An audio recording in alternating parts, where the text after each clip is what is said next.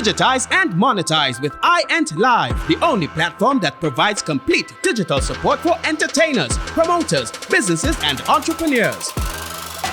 Leverage our one-stop digital ecosystem that will allow you to promote your music, sell albums, and host paid events, host webinars and sell courses, promote your concerts, sell tickets and live stream events, and market your business or project to generate new customer leads, traffic, and more. This is all supported by our homegrown AI-driven digital marketing infrastructure that has successfully served hundreds of clients around the world. To learn more, send us a message or call 765-4641.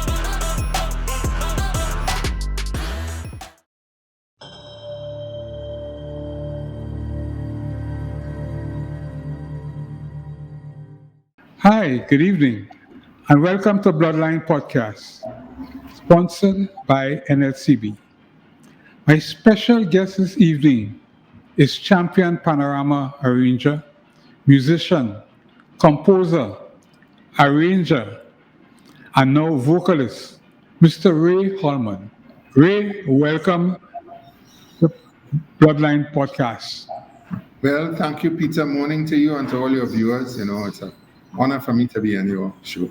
Okay. And a pleasure to you. Okay, so let's start at the beginning. Tell me a bit about you. Where were you born? Tell me a bit about your family life. Well, I was born at Anna Street, Woodbrook. Mm-hmm. I was born and bred in Woodbrook. Mm-hmm. I'm still in Woodbrook. Mm-hmm. So I grew up on Anna Street, and then we moved to Robert Street and eventually to Hunter Street, where I now reside. Okay. And family, brothers, sisters? What? Well, I have one half brother who lives in Washington, D.C. Okay. Yeah. So the rest of us are cousins. Okay. And what was schooling? Where you went to school? Any hobby that little boy growing up? Well, my first school actually was at the Little Carib preschool. Uh-huh. Beryl McBurney's mother, Wilhelmina McBurney, she ran that school. Mm-hmm. So that was my first school. And then I went to Miss Bodkin's, and then eventually St. Crispin's before Belmont Boys Intermediate. That's where I wrote college exhibition from, in which I was unsuccessful. And then I wrote entrance exam for Fatima College and Queen's Royal College. I eventually ended up going to Queen's Royal College. Okay. And from there, I attended the University of the West Indies between 1965 and 1968, where I obtained an honors degree in Spanish and sociology. So that's my educational background. Okay. And what about your hobbies, as a young fella growing up? Well, you know what we used to do? We used to like to run jockey in the canal, that is. And play in the, Woodbrook at that time, you had the service trace, which is that strip of land between the rows of houses. Yeah. And so we used to play. We used to pitch marbles there, play a little cricket in there, and cricket in my backyard, and friends in the area. Those are our hobbies. Cycling too. We used to run roller around the block. The roller, the bicycle wheel, and you have a little stick and you're rolling. So those were the things. And then in the river by St. Mary's Ground there, that river, Serpentine River. Yeah. We used to go and catch fish there. So and then bathing in Slippery Island to swim in Slippery. So those were the things that I grew up doing. It's a lot of fun, cricket in the backyard. And but while attending college, you ever played cricket? Yes. I played first division cricket. See, my skipper was the legendary Derek Murray. Yes. You were a bowler, batsman, or all-rounder? I was an all-rounder. Okay. And I had the distinction of dismissing Charlie Davis at the Oval. That is my claim to fame. And I got Charlie Davis out court at slip. That was a big scat. He was he went to be a test player. Yeah. So I played among some really, really good players. Victor Gamaldo, he was a tremendous fast bowler. I don't know if you know, he was a great footballer too. Yeah, well, of course, I know. He was very fast, And I remember one one game. Well, we used to play on a Saturday and Sunday. So this match was in the Savannah. Yeah. But that Friday night, I went to bed very late for some reason. It wasn't practice. It was just home here, and I just ended up going to bed late. I had a few little, I'm not a drinker, but we had a few little drinks, you know, a couple of friends in the area. And when I went to play, I didn't get enough sleep. So I went to the Savannah. So I used to feel a slip for Victor. But the batsman edged the ball, and all I knew that the ball struck on my forehead. I didn't see the ball. I couldn't attempt to catch it. So I said, never me again. The night before a game, I have to get at a decent hour. That was a good lesson to learn. Tell me something about your beginnings in music. Well, it began right there in the Surrey Trace. Because well, in Lower Anna Street, there was a band by the name of Hit Paraders. Hit Paraders, the Hernandez brothers ran that band. And the first time I saw a steel pan, I think it might have been a Discovery Day. You know, Discovery was a holiday. Yeah. So on holidays, I think the police were a little lenient and they allowed them to play on the pavement. So they were walking up the pavement. First time I saw it. Then the second time I saw the steel band was in the Surrey Trace. Hit Paraders, but I said they were Lower Anna Street. So they came up the trace from Lower Anna Street and they crossed over Peter Avenue. And I was living about 5 houses before the avenue. I ran to the back fence. My parents wanted me to come out. They said, get back inside, but I had enough time to peek through the hole. You know, in those days, all galvanized fences had holes, you know. So I peeked through the hole, and I saw this thing boy, and I heard the song boy. It captivated me from then. From then, I was captivated by it was an earthy sound, you know. I said, wow, what is I'm seeing here? So then we got a pan, eventually, some old Invaders pan. We have passed by the pan yard, and I think Ellie might have given us the pan.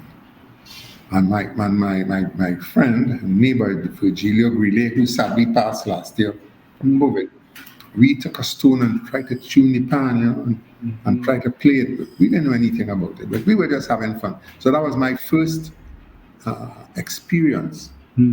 Touching a steel drum. The first time I actually played one properly was on the Little Carib. Again, I went to school there, first school, and first time I really played a pan was there.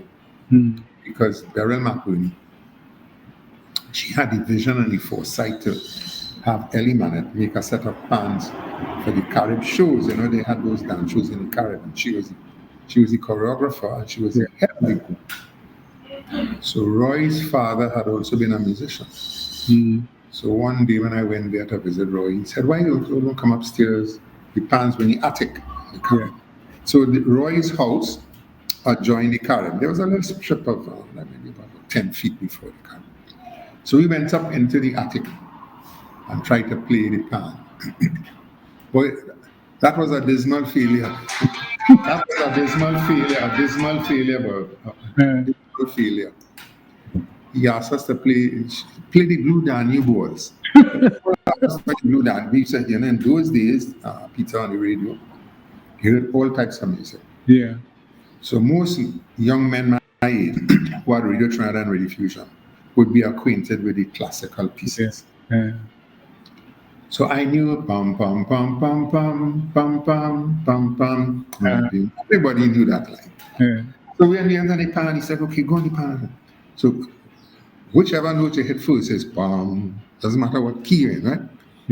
Pam and hit pam pam pam. So we went all around the drum, pam pam pam. Boy, not for the life of me did we find the third note. Pam, pam, pam, pam. You know, the note was there, but we couldn't hear. We didn't, you know, we little boys. So after I left, and I was frustrated. And he said, try. I said, well, we tried and we couldn't find the note. I said, Uncle Roy, that is it for me. This is not for me. So I gave up on it. I never tried again until one afternoon, Roy Rollock, you knew Jim St. Rose, of course. He used to tune for us in Pandemonium. Jim St. Rose, he was from St. James. He was from Binari Street, close to Crossfire, close to where Bugsy lived. A little boy. So he was my great friend. So one evening, it was a Friday evening after school, and I was 12 years old. We were walking in front of Invader's yard, and we looked inside, and we saw some men in there. Now, they are big men to us. We're 12 years old. So I looked in, and we kept staring, curiosity, and we saw the drums in there. So then one of the guys rushed out. Get away from here, get away from here. It turned out to be Kobo Jack. He said, get away from here. But we know, so we kind of moved back a little bit. It took us by surprise. And to my greatest surprise, when Ellie Manet came out, he said, no. You leave them alone. And he invited us to come in. That was the start of it. He was very welcoming to us, and he scolded Jack. He said, you see these two little boys here? You leave them alone. Yeah. Whenever they come here, I'm nothing to say to them. So, of course, it's Ellie telling Jack, so you have to back off, Yeah. So that was how it all started with me and the band. Say that Ellie was your initial influence. Yes. Ellie was,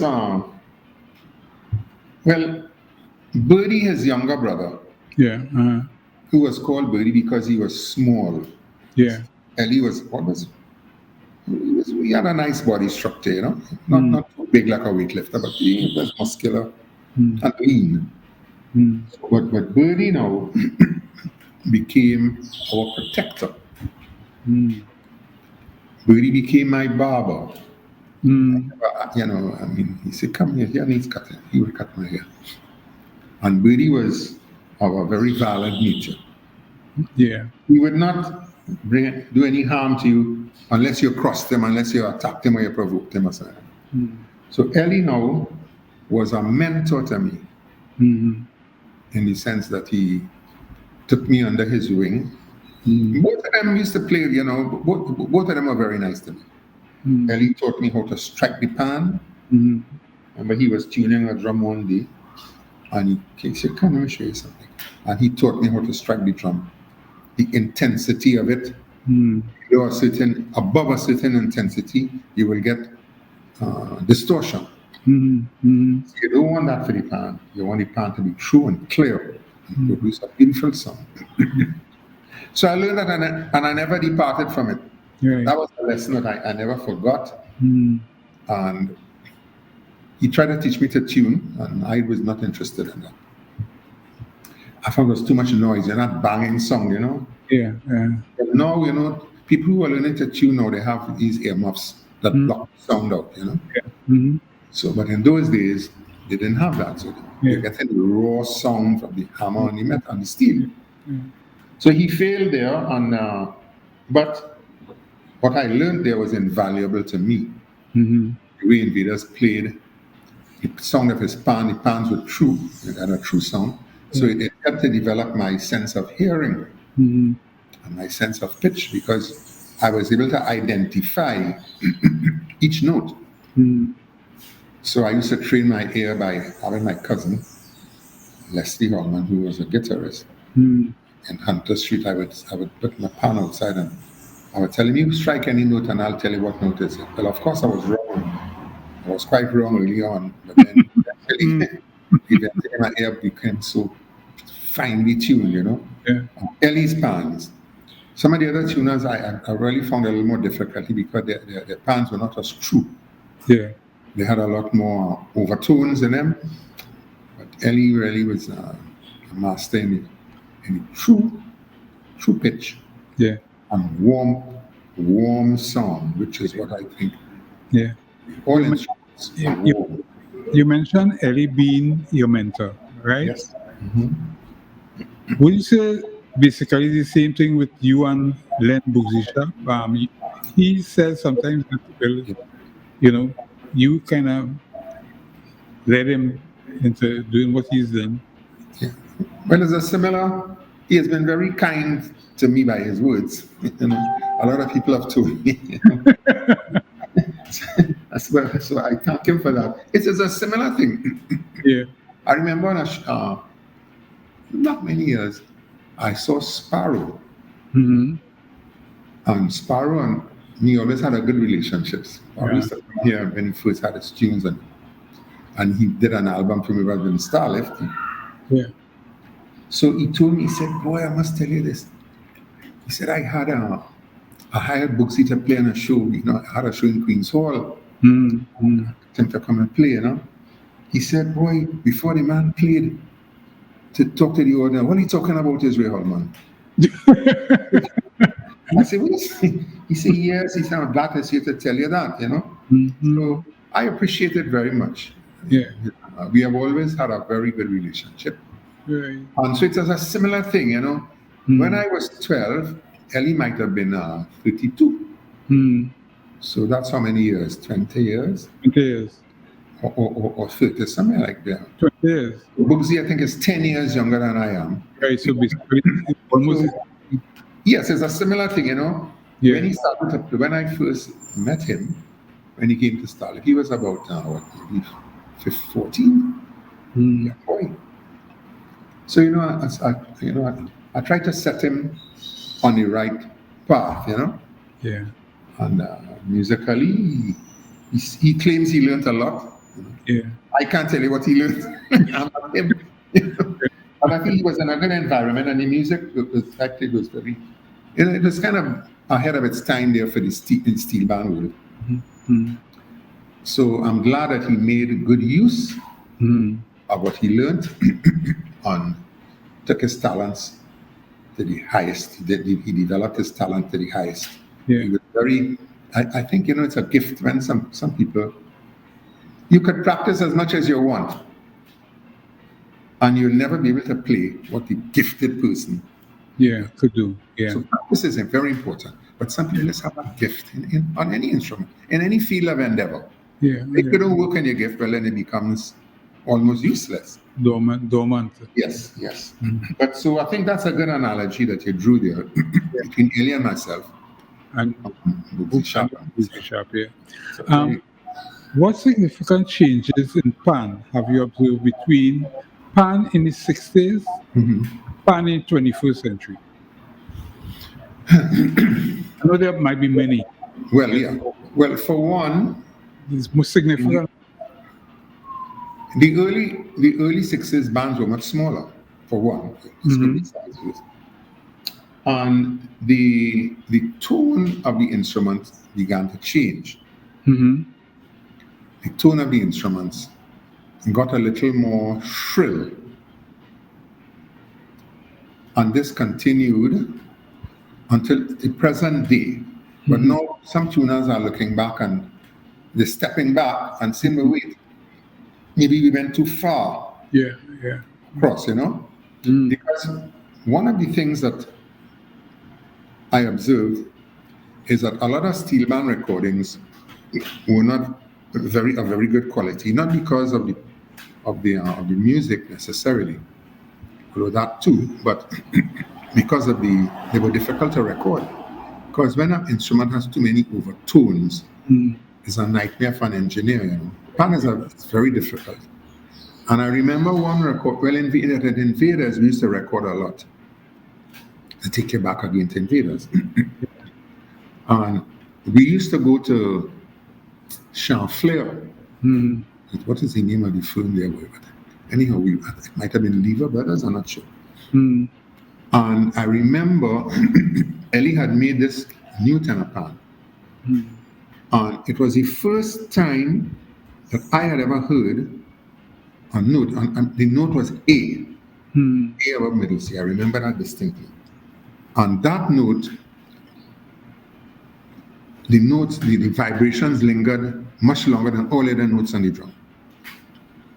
So when we started to record was outdoor recording.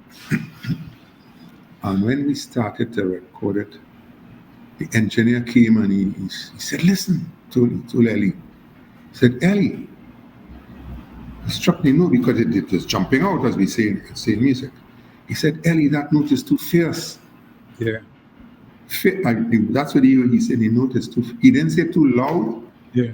He said too fierce. And I learned from that It's no good recording with an instrument when the note is jumping out to that extent. Yeah. Uh-huh.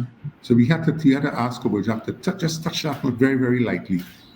So that's one of the changes, that the instrument started to get more reverberation, more vibrations, making recording a nightmare for all but the very best of engineers.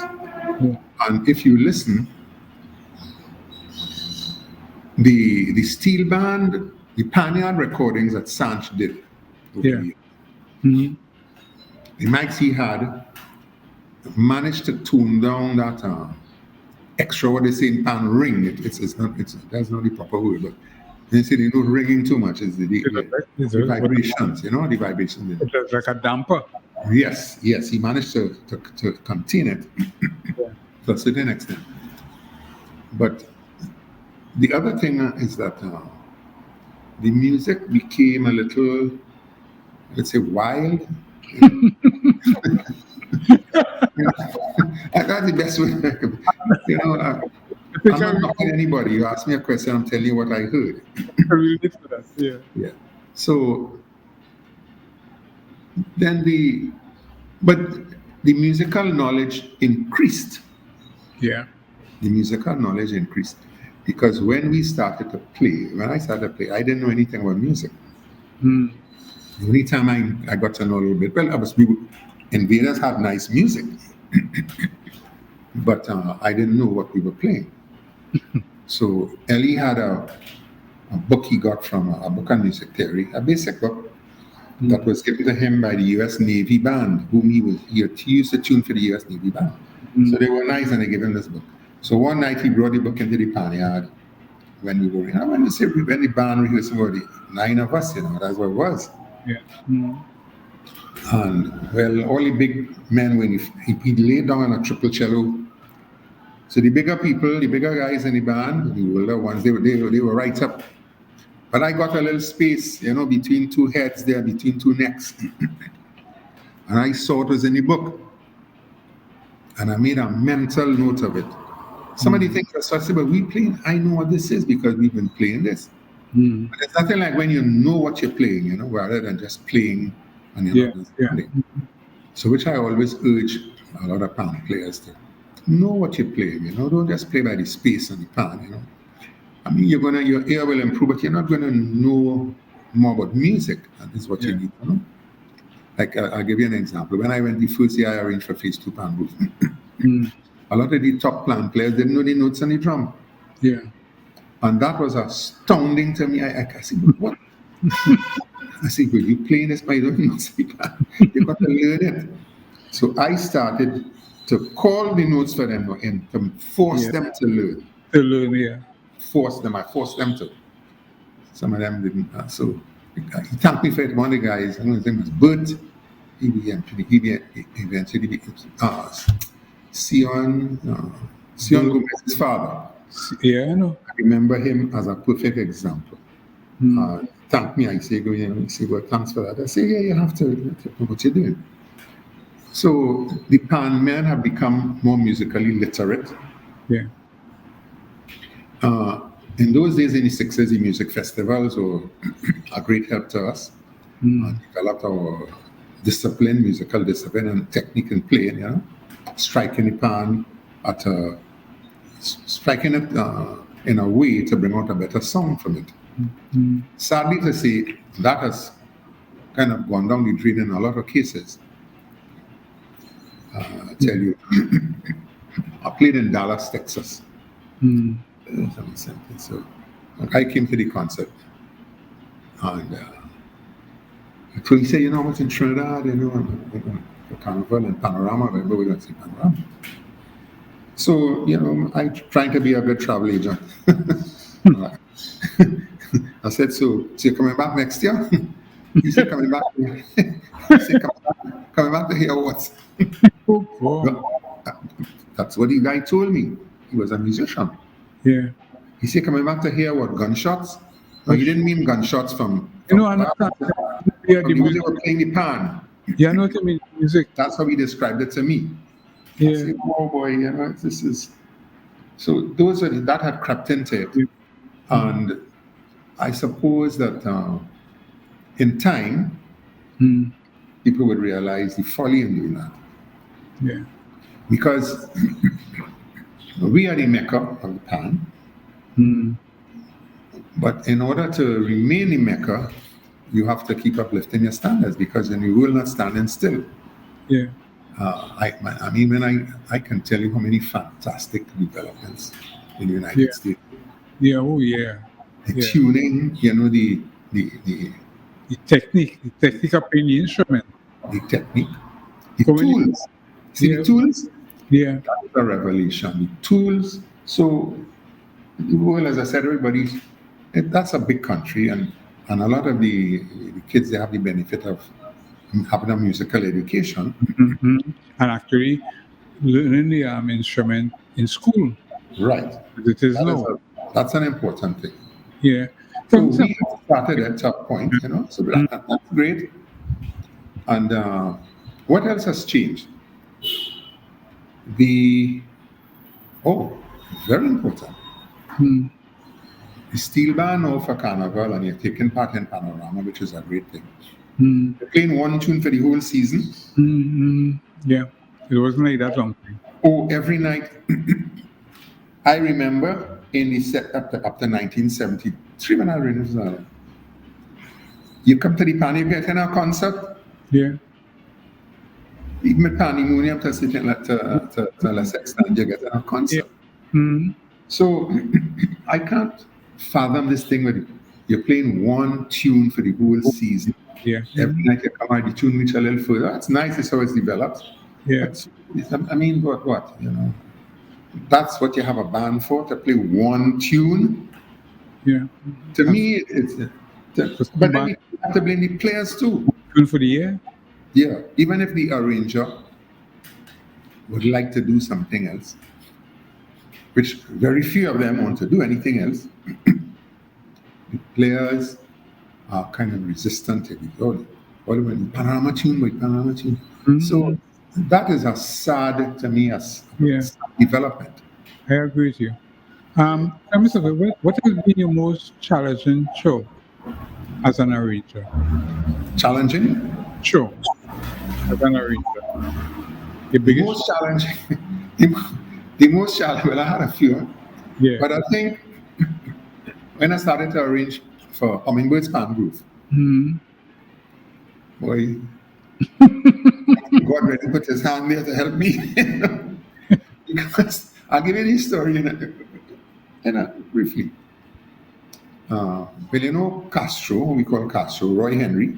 Yeah. Had been around Starlift. We always were good friends. Yeah. And when I was in Panama, he came to, so they always try to help me. So he came to me one evening, he said, I want you to come and arrange for Hummingbirds, but I said, Castro Hummingbirds? He said, yes. I said, okay, let me think about it. I said, check me in a couple of days. I thought about it. I didn't discuss it with anybody. And when he came back, I told him yes. I don't know what made me say yes, but I said yes. Now, the day after I gave him my commitment, I received a visit from the then mayor of Arima, Mayor Dinali. You know that name? Keith. Keith. Yeah. So he told me he was the manager of Newtones. Yeah. At the time it was Arcade. They had just become Arcadia Newtones. Yeah. So he said, well, I want to come and arrange for the band here for this carnival season here.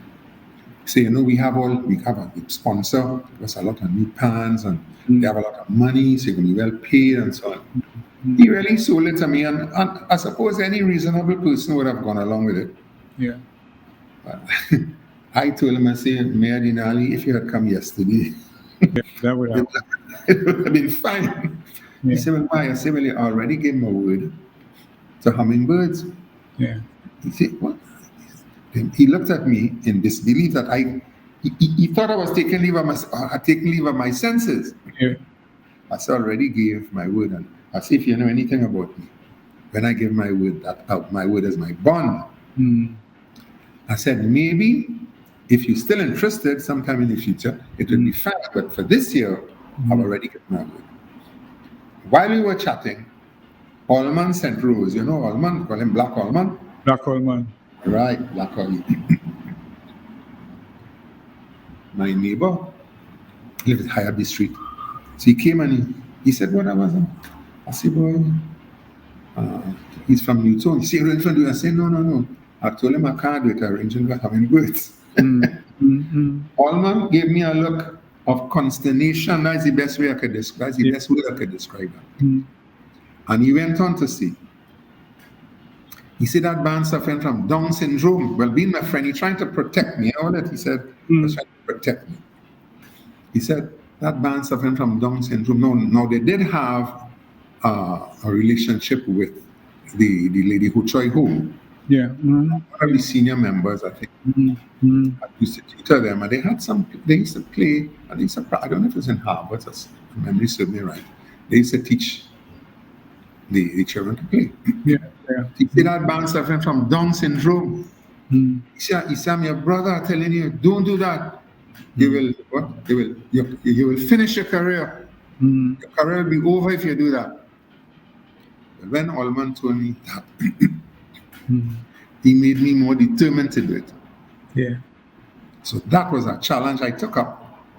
Not knowing, having no idea how it would turn out. I just want to say, God will help me with this. Because it's nice people, and with them, Castro was always nice to me. So when I started, boy, the band only had, to tell you what's truth, boy, they had 32 players first week. So then I started to second. I said, what am I really doing here? What did I do? I turned down new tones to come here for 32 players.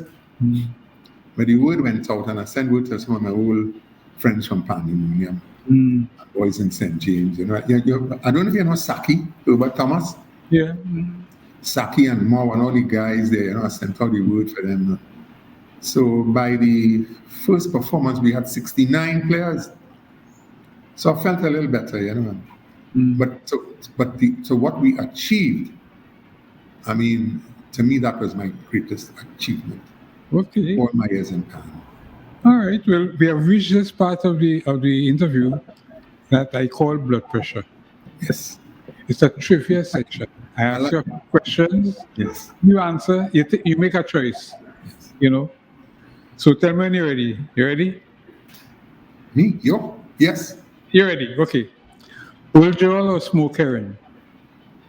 Sorry, I didn't hear you. Bull Joel or Smoke Herring? Bull Joel. Aloo pie or doubles? Doubles. Oranges or apples?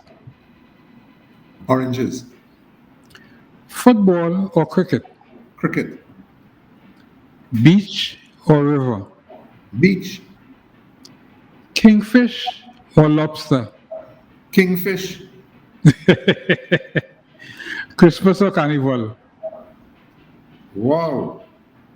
It depends. Let's Christmas or carnival. I'd have to say carnival. Okay. Cinema or Netflix? Cinema. War movies or Western movies? Westerns. Panorama or music festival? Panorama. Panorama. You see, you have passed with flying colors. Your blood pressure is normal. All right. Thank you, sir. NLCB doesn't want you to play with your life. NLCB wants you to be safe by following the 3 W's. Wear your mask, wash your hands, and watch your distance. Stay hydrated with Caribbean spring water, natural alkaline spring water from the Northern Range. Ray, tell me something. Yes. What inspired you to create that own tune format for Panorama? Queen of the Band since 72. Yeah, well, I always believe in any field you're in, when you're at the top, you have to set the pace. And at the top, that's when you can't even need the bottom. At the top. And I thought we needed a change in the sense that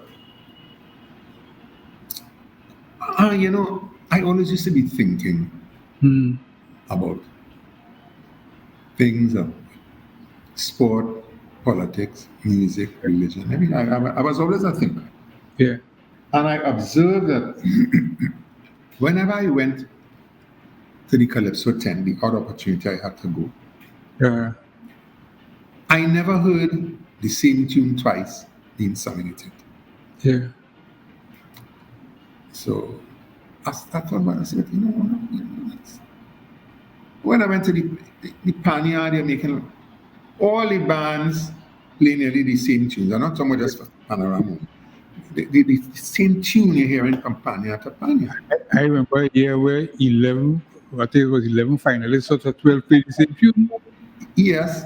Yeah. So I say, but, this can't be a healthy situation.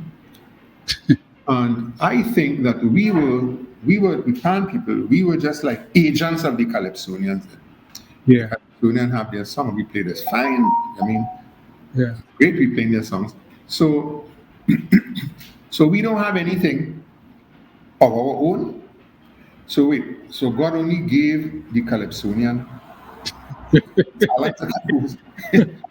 he bypassed us. He gave them only. I said, no, we cannot exclude ourselves, and we were excluding ourselves. Nobody told us not to do it, Yeah. But the mentality at the time, they didn't have the confidence. They didn't have maybe the ability. Yeah. And they were settling to just play what the The Calypsonians sang. Yeah. I love the Calypso. I love the Calypso. Kitchen and Sparrow. Yeah. Used to be in my little porch here. Yeah. Whenever they made the new songs, I used to hear them first. Yeah. That's why I played Sparrow a lot, because I used to hear the Sparrow songs even before they were recorded. Yeah. So I had an idea, and I always loved his music. I was a Sparrow fan. I adored Kitchener for his compositions, but to hear Calypso song, I just love Sparrow. Yeah. And the lyricism. But Yeah. Kitchener, I learned a lot from Kitchener. From his, Kitchener is a musician, So he would come and he would be able to play the chords for his tunes. Whereas Sparrow, I'd have to go and get my guitar and try and feel my way around, because he couldn't do that, Although he had a very good ear, but his knowledge of chords and so maybe he knew them, but he couldn't put them on the guitar. Yeah. So that went on for years. But when I decided I would make that break with tradition, you know what I used to say? I intend to liberate the steel band. That was my focus, and that was my aim, to liberate the steel bands, man. Free your minds, man.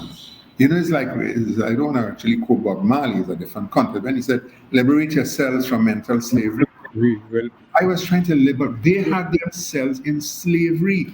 yeah. Kitchener didn't put them there. Sparrow didn't put them there. Blakey didn't put them there. Lord Melody didn't put them there. We put ourselves there. It's fine. So when you're going to grow up, so you get married. You're going to live in your parents' house for the duration of your marriage, but you're going to stay there until you find a place. If you didn't do it right away, you're trying to save money for rent. A lot of people do that. And then they move on their own. So I said it was time for us to go on our own. Yeah. Some received it well. I have to say, to call that name again, that young man, Len Hooksy Sharp, and the other young ones, they embraced that even more than me. Yeah. They were more vocal. I say, man, I ain't arguing with these people. Arguing, it makes no sense. Arguing with somebody with a closed mind. All you're doing is wasting your time to do that. I said, this is what we doing? And we went on. A lot of people within, a couple of people left. Not pan players. Yeah. A couple of who at one time held high position. Who am I to think I could write a tune like Kitchener? Yeah. I didn't say I could write a tune like Kitchener. Yeah. I feel like I write a good tune. Yeah. Whether it's like Kitchener or Sparrow or anybody else, it doesn't matter. So that was my aim, to liberate them my aim was to liberate them from their mental slavery, emancipate them. Yeah. You think they would be grateful? No. Well, it certainly emancipated them. Well, another thing, and another aspect of you've done it all. You've composed, you've scored, you have arranged, you try, as a little boy, you try tuning pan with the stone. Yes, that's quite correct. And then in your more advanced years, you have decided that you're going to be a vocalist. Yes. That was thrust upon me. Let me tell you. Tell me about First Love. Yeah. First Love. Well, First Love. With that. We started to record it in 2017 in December. Yeah. But it goes way back. It goes 10 years prior to that. Now, I've always been doing workshops, and they always ask me, well, take the guitar and sing to me. For some reason, people in the United States love to hear me sing. I don't know. I'm saying I have a good voice, anything. I'm just saying, for some reason, and to tell stories and things that have good stories. So Summer Arts is a program that is funded by the California State University. So they have 2-week programs in all the arts: dance, photography, all different types of music, African music. I learned so much about African music there, percussion, during that program. So we were going to have the concert at the end of it. So Liam Teague was one of the players in the band. It's a band of professors from all over the States, and we brought in Liam. And most of the music was my music, okay. I said, something, let's do something a little different. Rather than all the tunes, just the pan, variety. So just off the bat like that, I never practiced it. So you decided to sing a song, right? Yes. On your own? No, but I had a conga player, Michael Spyro, a Jewish guy. Yeah. And I said, Liam, play the tenor part for me. Don't play many notes. Yeah. With light. And I sang Heroes of the Nation. Right?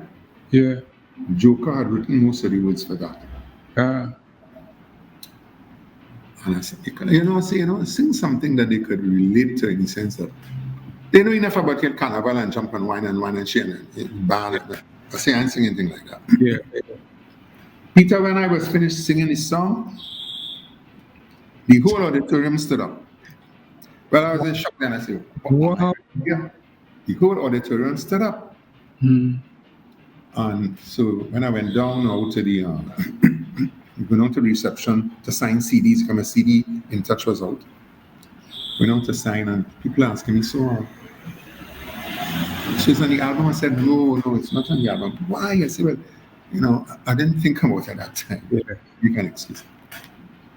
So when we were going back to the campus now, Liam Teague told me, he said, if I were not here, I would never believe what I witnessed. Yeah. So I myself find it kind of hard to believe. I have to pinch myself, this really happened. Yeah. 2 years down the road, 2 years further on, it was a biannual event. I went back. Well, of course, now I have to sing. They say, you have to sing. I said, okay. So I said I would sing Pan in Danger, which when I came into next, I always love Muchan's work, Yeah. So I said I would sing that song, and No Money, No Love. Those are two of my favorite songs. One by Sparrow, one by Mitchell. So the band finished their rehearsal, so we're doing a song check now. So a young guy who, a lot of students used to come out on the campus, come to my room in the night, ask me to sing and play there. I said, people like to hear me sing and play. So I used to do it. So one of the songs that I had just finished writing, a song called Can You Feel the Magic? It's a love song. So, you see, teach me this song. So I taught him this song. So he knew it. So while we were at the sound check, waiting for the engineer to deal with us, he said, let us play the tune now. I said, but I don't know it well. He said, no, let's still play it. So we started to play it. While we playing this, I sing it on 2 guitars. And I saw the engineer run down from the top of the auditorium. Come into with us. I told you guys, I said, stop, like we're disturbing him. So when he came down, he said, what tune is that? I said, that's a tune I just wrote, and I don't know it properly. I just finished writing it. He said, well, but you have time between the show to go and just revise the words and so on. And I said, no, but in any event, I'm only allowed to do 2 songs because everything in the States, as you know, is timed. Time. So I only could do 2 songs. And I already have the 2 songs. He said, no. He said, you have to take out one of those songs and sing this song. Oh my goodness. Yeah. I said, what? He said, you have to take out one of those 2 songs and you have to sing this song. The little guy, he see what I was telling you. Anyhow, when I sang the song, the applause was even greater. And the first time? And the first time. And the whole place standing up and they're clapping wildly, So when I said, but what would you do? So walking back now through the campus, people who were attending the show, I remember a guy came close to me. He was another fan. He said, excuse me. He said, if you record that song in the States, you make $1 million with that song. I've never done this song. Yeah. But its name of it is Can You Feel the Magic? So that's how.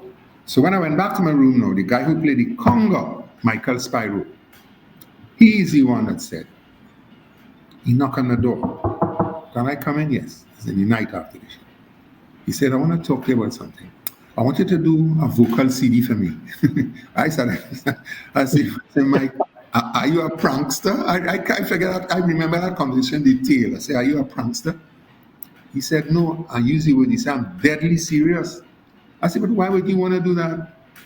He said, because I observe what happened twice. If it were once, I saw it happen twice. You see, we put out everything. All you have to do, you choose whatever studio you want, choose what musicians you want. But I only want one condition, that this is not a soca album. Right. This album, I don't want you to use any drum set. Right. Okay. No drum set. He said, I want the album to be, the listener must feel they're in a room, they must feel that they're in a room with the composer. I say, okay, I understand what you're saying. Yeah.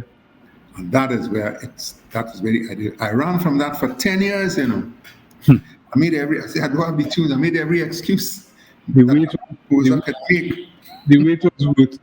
Is a beautiful piece of music. I totally enjoy it. It's a beautiful CD as well. Yeah, thank you. So we're reaching the end of our interview, Ray. Mm-hmm. I just have one more question for you. Sure. Mm-hmm. What has COVID-19 taught you most about yourself? About myself? Yeah. It taught me that I have a strong sense of faith in the Almighty. That is one of the things. Yeah. It taught me that I am blessed with a certain degree of discipline, and a clear mind, and a questioning mind. So I just want to say this too, that I do not accept everything that I hear in the media conferences. I question a lot of it. I'm not an anti-vax because I'm fully vaccinated. But some of the things I hear, based on what I have read from reputable doctors, don't sit very well with me. Okay. So I don't. But so my mind is even more now. My mind is even stronger than it was, because if everybody is saying so and so and so, I tell my friends, I say no, it's not anti-vax thing. I'm saying that these people have to read more. You can't just be mouthing what WHO says. WHO is being under tremendous attack now. Yeah. You can't just do that. You have to go, do independent research, get good sources, and come and tell the population What are the dangers? If you do this, what is it? Be honest. Don't try to pull. Part of the problem is trying to pull wool over people's eyes. In the effort that everyone wants to be vaccinated, they want people vaccinated. Yes. But part of the problem is if people have the perception that they're not being told everything, that causes hesitancy. So in my mind, I know that I have faith. I went to Barbados with my daughter who came from England to visit me in March. I said, I'm not postponing my trip. She wanted to come and see her father.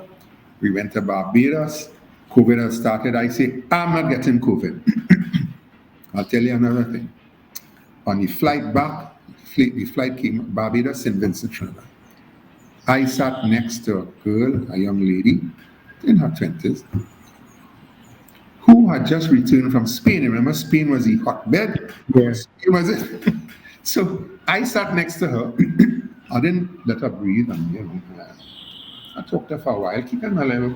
I didn't have on a mask, but they didn't say about masks yet. So I kept a little. When the flight was finished, you know what she said to me? She said, gentlemen, I'm so shocked at your behavior. She said, I thought you would have gotten up and left. I said, why? I'm sitting next to you. That was the seat assigned to you. And I have the belief that God was protecting me. He wouldn't put me on a flight to let me get COVID. She could have gone and sat anywhere else. So she said, I thought you would have gotten up. Not at all. I just kept a little distance. And to the present, I am seeing the hand of protection. Ray, I must thank you very much for taking your time to speak with me and the world about different topics. Right? Thank you, Peter. It's a pleasure. This is an honor. As I said, a pleasure. We have known each other for so long, plus we both QRC. We went QRC, and you were my first Pana Ranger. Right. Pneumonium. Showing your age there now, be careful. Okay, I will talk about that. Well, ladies and gentlemen, you have been viewing the Bloodline Podcast, sponsored by NLCB. And my guest this evening has been Ray Holman, musician, composer, arranger, vocalist. Have a pleasant evening. Ciao.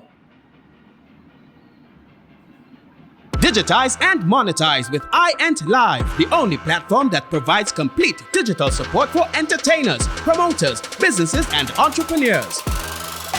Leverage our one-stop digital ecosystem that will allow you to promote your music, sell albums, and host paid events, host webinars and sell courses, promote your concerts, sell tickets and live stream events, and market your business or project to generate new customer leads, traffic, and more. This is all supported by our homegrown AI-driven digital marketing infrastructure that has successfully served hundreds of clients around the world. To learn more, send us a message or call 765-4641.